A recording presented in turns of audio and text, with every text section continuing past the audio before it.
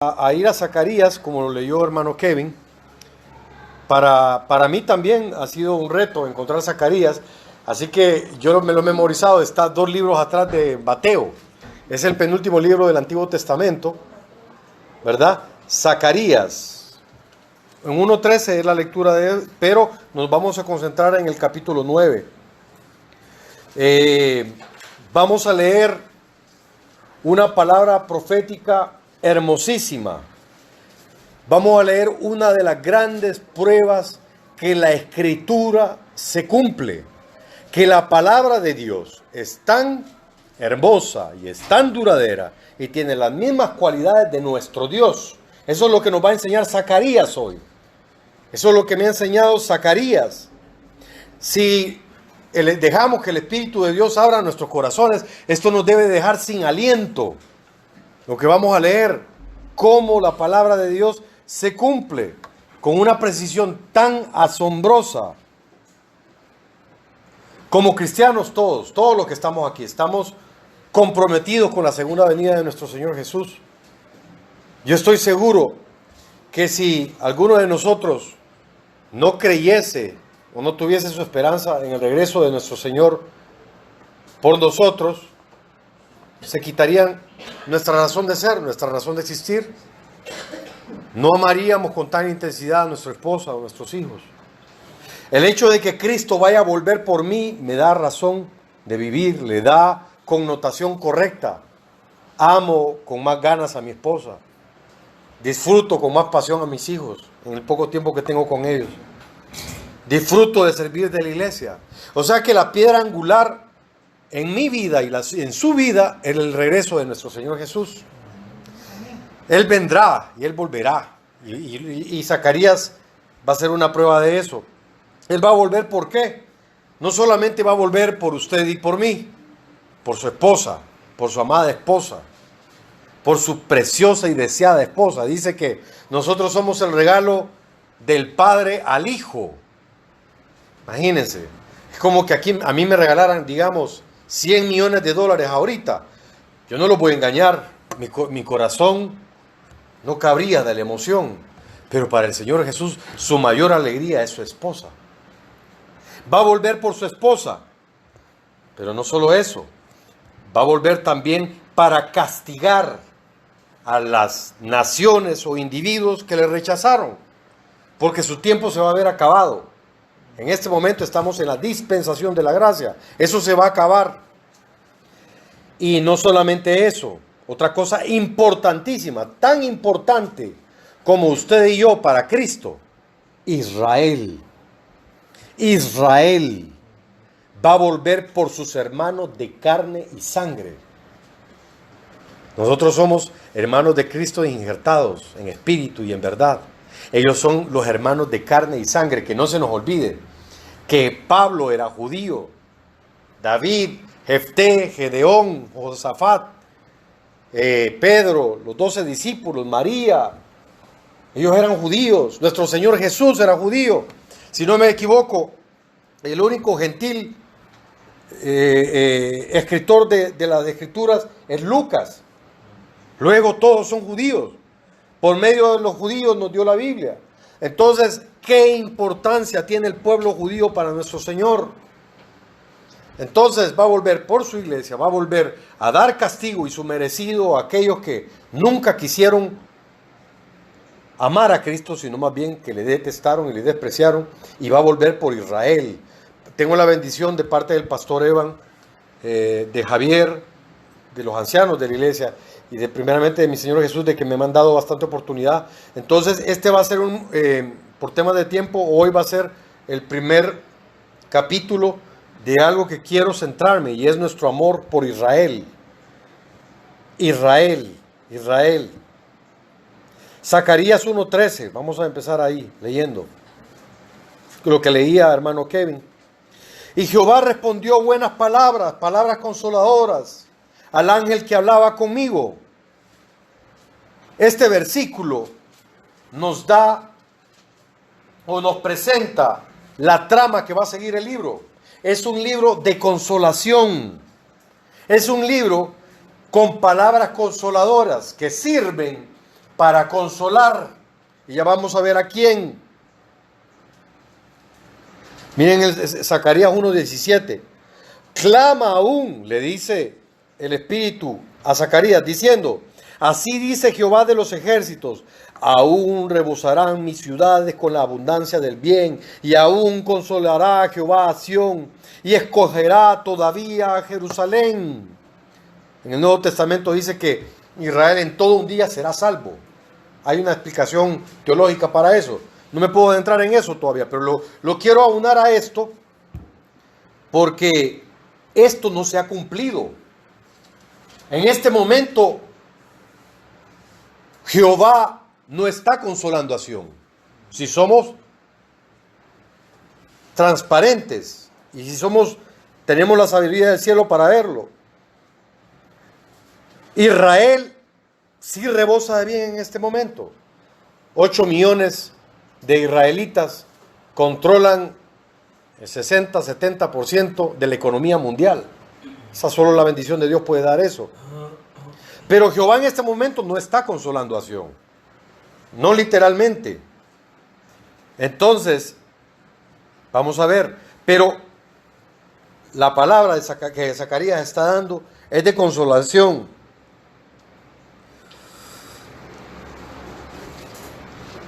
Vamos, el contexto en que Zacarías está escribiendo esta profecía. Quería primero dar la connotación del capítulo 1, del por qué, cuál es la trama, cómo comienza la trama de Zacarías. Es un libro para dar consolación. Y saltamos al capítulo 9 porque ahí viene la profecía que quiero que estudiemos, que es la que nos debe dejar sin aliento. ¿Cuál es el contexto en que Zacarías fue inspirado y escribió esta palabra? Los israelitas tenían 70 años de estar en cautiverio en Babilonia. Regresaron a su tierra natal, tal como lo había predicho el profeta, si no me equivoco, el profeta Jeremías. Regresan y cuando llegan con ánimos, pero miran en ruinas su ciudad. La miran totalmente destruida. Hay una gran labor por hacer. Y en el desierto, el calor, el sol, los escorpiones. Y de por sí se levantan enemigos. Porque si hay algo que Satanás detesta es lo que está en el centro del corazón de Dios. Y el centro de la tierra, geográficamente para Dios, es Israel. Si ustedes se fijan en todas las profecías, dice la tierra del norte y del occidente y del oriente. Se está refiriendo al norte, oriente, occidente de Israel. O sea que el centro de la tierra para Dios es Jerusalén, no somos nosotros. Hay que entender y aceptar eso y amarlo. Entonces, los israelitas vuelven de Babilonia después de estar 70 años en cautiverio y hayan enemigos, oposición, y dicen: ¿cómo vamos a construir? ¿Cómo vamos a construir si hay tanta oposición?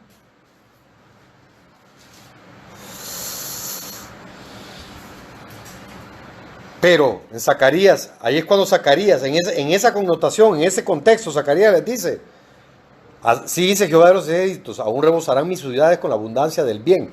Mis ciudades. O sea que la ciudad va a ser reconstruida. En esa palabra, Zacarías le está diciendo, si lo logramos ver, dos cosas. Y aquí vamos a aplicar una de las reglas de la hermenéutica, porque nos va a servir en 3 distintas ocasiones de lo que vamos a leer ahorita. Volvamos, 1:17, clama aún. Así dice Jehová de los ejércitos, aún rebosarán mis ciudades. ¿Qué quiere decir eso? La ciudad va a ser reconstruida. Señores israelitas, no se preocupen. Ahí está la primera promesa. Jerusalén va a ser reconstruida. Sus murallas van a ser reconstruidas. Aunque haya muchos enemigos, aunque se mire todo imposible, va a ser reconstruida. Y aquí viene la segunda.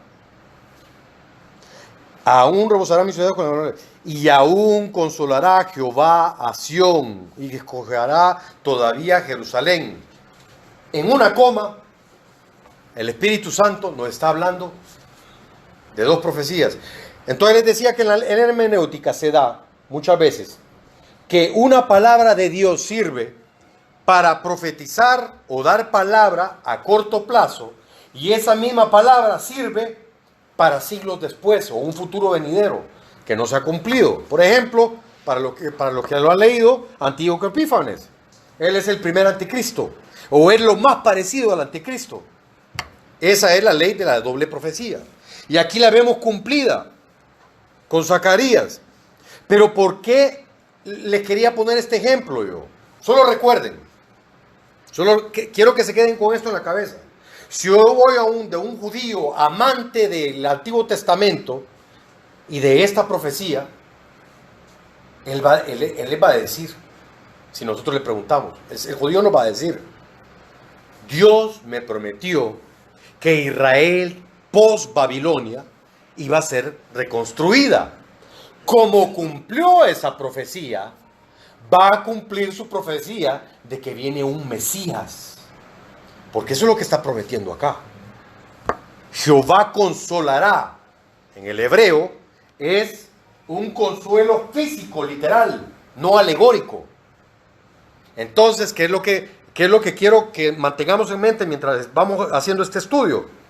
Si Dios me cumplió que la ciudad iba a ser reconstruida, y fue reconstruida, yo lo vi, si veo para atrás, entonces se va a cumplir que un Mesías volverá por mí.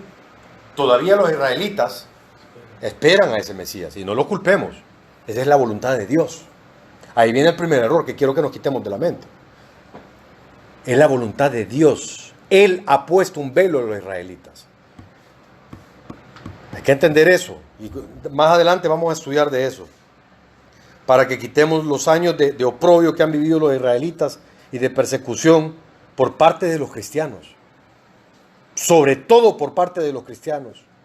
Entonces, habiéndoles dado este contexto y habiéndoles dado esta regla de la hermenéutica del doble cumplimiento en una profecía, vamos a hablar entonces del mismo, partiendo del contexto, de la misma ley de la hermenéutica, del doble cumplimiento, acerca de dos conquistadores. De pequeño, yo leí y releí y releí. Fácil, leí 5, 6, 7 libros, vi la película de Alejandro Magno. Admiraba a Alejandro Magno, soberbio, altivo, fuerte, genio militar, genio político. Gracias a Dios, gracias a él, Europa es la que es ahora. Gracias a él, el Imperio Romano se helenizó. Alejandro Magno hizo en 30 años lo que el hombre no pudo hacer en 1000 años. Y yo admiraba a Alejandro Magno. Yo decía, qué gran hombre. Leía y releía acerca de él. Y lo admiraba. Pero Zacarías me puso en mi lugar. Zacarías me puso en mi lugar. Cuando me di cuenta de que Dios meramente utilizó esos sencillos estudios por Alejandro para darme el contexto de Zacarías, porque esto es lo importante. Entonces vamos a ir a Zacarías 9:1. Les dije que íbamos a hablar acerca de dos conquistadores. Aquí viene el primer conquistador, Zacarías 9:1. Le voy a llamar el conquistador humano. Zacarías 9:1. La profecía de la palabra de Jehová está contra la tierra de Adrac y sobre Damasco, porque a Jehová deben mirar los ojos de los hombres y de todas las tribus de Israel. Adrac, hermanos, es el imperio medo-persa, y Damasco es la capital de Siria. Lástima, no tenemos un mapa, porque si vamos viendo, la profecía se va desenvolviendo a medida de que usted fuera caminando en ese mapa. No se salta ninguna ciudad, sino que son consecutivas una de la otra. Entonces, la primera que le va a tocar juicio por medio de este rey imponente, Alejandro Magno, es al imperio medo-persa. En la batalla de Isos, decía yo, qué genio el de este hombre. Con 40,000 hombres logra vencer a una armada de 150,000 hombres de Darío. Y yo decía con la boca abierta, Qué genio militar, táctico, estratégico. Ahora yo digo que fue sencillamente una herramienta en la mano de Dios para llevar juicio. Recuerden que para qué es utilizada la venida de este tipo de conquistador: para juicio, salvación de su pueblo y la redención de la iglesia. Entonces la primera que cae es Sadrach, o el imperio medo-persa. En la batalla de Isos los empieza a usar. Después en la batalla de Gaugamela hace un movimiento táctico que hasta hoy en West Point lo estudian, Alejandro Magno, y vence un ejército 10 veces superior al de él, gracias a su estratégica de tactical tempo, le llaman los militares. Destruye al imperio medo-persa, y el que sigue es Damasco. De Damasco, o los sirios, tenían la costumbre de que cuando iban a Israel, venían y se llevaban lo que querían. Eran tan crueles que a sus enemigos les sacaban los ojos. Se llevaban a las mujeres, y a las mujeres que estaban embarazadas, como pesaban mucho, las abrían y les sacaban los hijos, les sacaban los niños. Dios está trayendo juicio a estas naciones por medio de este rey altivo, de este primer conquistador. Sigamos la profecía. Zacarías 9:2. También Hamás será comprendida en el territorio oeste, Tiro y Sidón, aunque sean muy sabias. Miren lo que dice el 3:4. Bien que Tiro se edificó fortaleza y amontonó plata como polvo y oro como lodo de las calles. He aquí el Señor la empobrecerá y herirá el mal en su poderío y ella será consumida a fuego. Me quedo con la boca abierta, hermanos, después de haber estudiado historia, cómo se cumplió a cabalidad. Fíjense, cuántas veces la profecía habla de mar. ¿Y saben por qué? Porque Tiro era una isla, estaba en medio del mar. Y era rica, sumamente rica. De ahí es Sidón. De ahí venía, ellos comerciaban telas, tenían tanto comercio que se habían hecho tan ricos. Y vamos a leer cómo se ensoberbeció su rey. El tema es que Alejandro, después de, oigan bien, lo que Nabucodonosor no pudo hacer en 13 años, Alejandro Magno lo pudo hacer en 6 meses. Conquistar Tiro, porque tenía murallas de 150 metros hacia arriba y era una isla, era inexpugnable. Los tiros y los sidonios cuentan la historia que se reían de los griegos cuando estos estaban haciendo sus catapultas y todo. No puede ser, hombre. No aprendiste de Nabucodonosor, que estuvo 13 años y no los pudo conquistar, pero los conquistó. ¡Ja! Decía yo, genio militar. No, herramienta en la mano de Dios, porque está castigando a Tiro y a Sidón. Quiero que le pongamos, miren lo que dice, no vayan, hermanos, solo se los voy a leer, porque hay algo bien particular de Tiro. Ezequiel 28, 1, 2, vino a mi palabra de Jehová diciendo: Hijo de hombre, di al príncipe de Tiro, así ha dicho Jehová al Señor, por cuanto se enalteció tu corazón y dijiste, yo soy un Dios, en el trono de Dios estoy sentado en medio de los mares. Solo puede hablar de Tiro, del que destruyó a Alejandro, siendo tú hombre y no Dios. Pero quiero que pongamos especial atención al versículo 11. Vamos a ver, ustedes me van a decir de quién está hablando ahí. Sigue hablando de Tiro. Y aquí apliquemos lo que estamos aprendiendo, la ley, la hermenéutica de la doble profecía o del doble cumplimiento. Hijo de hombre, levanta endecha sobre el rey de Tiro y dile. Oigan lo que así ha dicho Jehová el Señor: tú eras el sello de la perfección, lleno de sabiduría y acabado de hermosura. En Edén, en el huerto de Dios estuviste. Espérense un momentito, estaba hablando de Tiro. ¿Cómo es que ahora que está diciendo que estaba en Edén? ¿De quién está hablando? Satanás. La aplicación, gracias hermano Gerardo, del doble cumplimiento. De repente está hablando de Tiro, pero el Espíritu Santo ve más allá y ve a Satanás. Para nuestro contexto, ¿de qué nos sirve esto? El rey de Tiro era tan malvado que estaba casi cuasi poseído por Satanás. Hacía la voluntad de Satanás. Entonces Alejandro Magno no es más que meramente una herramienta de juicio para castigar a Tiro. Y así lo hace. Pero, entonces, siguiendo el mapa, vamos a ver, vamos con el mapa.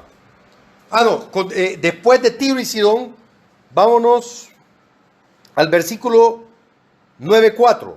Zacarías 9:4. No, perdón, Zacarías 9:5. Entonces ya pasamos de Tiro y Sidón. Miren quién sigue ahora. Era Ascalón y temerá, Gaza también, y se dolerá en gran manera, así mismo Ecrón, porque su esperanza será confundida, y perecerá el rey de Gaza, y Ascalón no será habitada. ¿De quién nos está hablando de aquí? ¿Quién es el que sigue en el mapa? Los filisteos. Y la historia dice que Alejandro se molestó tanto porque creyó que el rey filisteo, al ver toda la grandeza de Alejandro, con todo lo que había hecho, se iba a rendir. Pero no, le dio por pelear. Resulta ser que cuando Alejandro prende al rey, lo ata de los pies, le abre agujeros, y ahí en los pies, y lo ata de esos agujeros, y lo arrastra con una carroza, hasta que murió.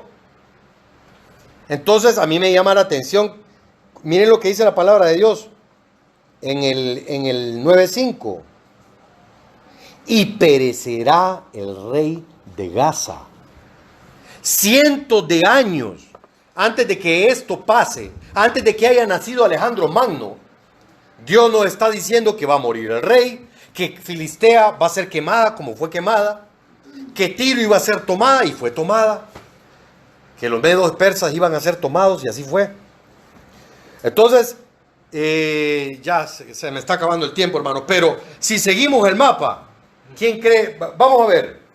Comenzamos el primero, el medo persa, después Damasco, después Tiro, después los filisteos. ¿Quién está pegado a la tierra de los filisteos? Israel. Es el próximo a quien Alejandro va a atacar. Fíjense, Alejandro, por medio de diplomacia, porque eso es como economizaba sus fuerzas, trataba de tomar las ciudades. Y le manda a decir al sumo sacerdote de que se entreguen y que debe pagarle tributo. Pero el sumo sacerdote le dice que no. Resulta que Alejandro se encoleriza y le manda a decir: ya vas a ver con quién has hablado. En otras palabras, solo voltea a ver al rey de Tiro, Filistea, el de Medo Persa, y eso es lo que te va a pasar a vos. Cuando el sumo sacerdote se da cuenta de la respuesta diplomática de Alejandro Magno, dice Flavio Josefo, esto no está en la Biblia, dice Flavio Josefo que mandó a que todo el pueblo orase y dieran sacrificios a Dios. Después de hacer eso, vino en sueños al sumo sacerdote y le dijo: no temas, ve y encuentra a Alejandro. Ay, Dios mío, ¿se imaginan? Alguien que le abrió los pies a uno y que lo arrastró, y yo hice lo mismo que aquel, y por regla de 3 me va a pasar lo mismo. Pero Dios le está diciendo: preséntate. Y hizo caso el sumo sacerdote, que por cierto se llama Jadúa, según Josefo, y fue en procesión a encontrar al gran conquistador.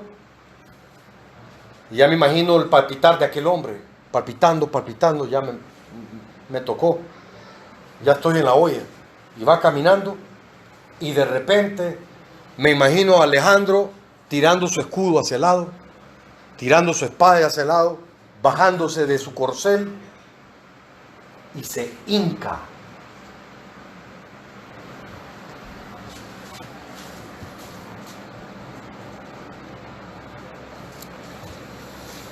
Zacarías 9:8. Entonces acamparé alrededor de mi casa como un guarda, para que ninguno vaya ni venga, y no pasará más sobre ellos el opresor.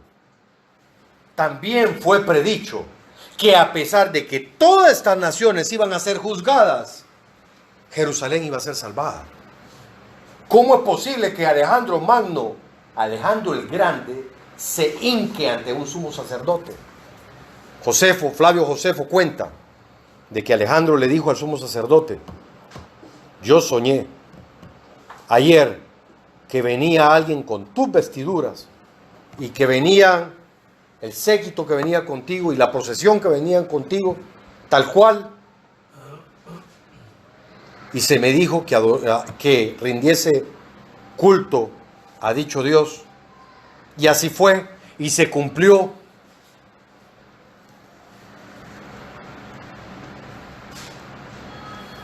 Zacarías 9:8 nuevamente, hermanos.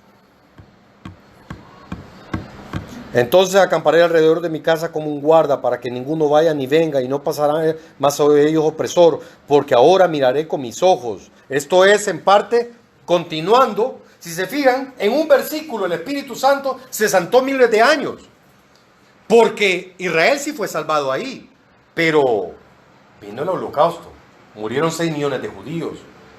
¿Qué pasó en España, en Europa? Y los israelitas han sido perseguidos. Hasta 1948 lograron ser una ciudad, y desde entonces han tenido un país, y han tenido 5 o 6 guerras. A punta de sudor y sangre se han tenido que defender. ¿Qué quiere decir eso? Aquí también se cumple la hermenéutica del doble cumplimiento. Así como se cumplió de que Alejandro Magno iba a juzgar a todas las naciones alrededor de Israel y que Israel iba a ser salvado, también este versículo nos está... ¿Cuál es la doble profecía de este versículo? O la segunda aplicación. Y no pasará más sobre ellos el opresor, porque ahora miraré con mis ojos. Ese miraré con mis ojos es que yo me paro enfrente del hermano Luis y lo veo cara a cara. Esa es la profecía del Mesías. Entonces, también si usted le pregunta a un israelita estudioso de Zacarías, le va a decir: nos ayudó a reconstruir post-Babilonia cuando era imposible. Nos libró de la mano de Alejandro Magno. Y en ambas ocasiones se cumplió lo que dijo. Y en ambas ocasiones nos prometió que vendría un Mesías. ¿Qué quiere decir eso, hermanos? Para nosotros también, que es inminente su venida. Eso es lo que Zacarías nos está diciendo. Con esto cierro. Alejandro Magno, miren esto, era un pagano, injusto e impío, que era un solo ser humano. Fue usado por Dios como agente para destruir las naciones y salvar a Israel. Marquen esto, hermanos. Un ser apóstata, pagano e impío, llamado Alejandro Magno, fue herramienta de Dios para castigar o juzgar a las naciones y salvar a Israel. ¿Qué no va a hacer cuando nuestro Mesías regrese? ¿Qué no va a hacer cuando nuestro Dios ponga su pie en el monte de los olivos? Si lo hizo con Alejandro Magno, si pasó todo eso que profetizó, nuestro Mesías vuelve. Y nosotros vamos a hacer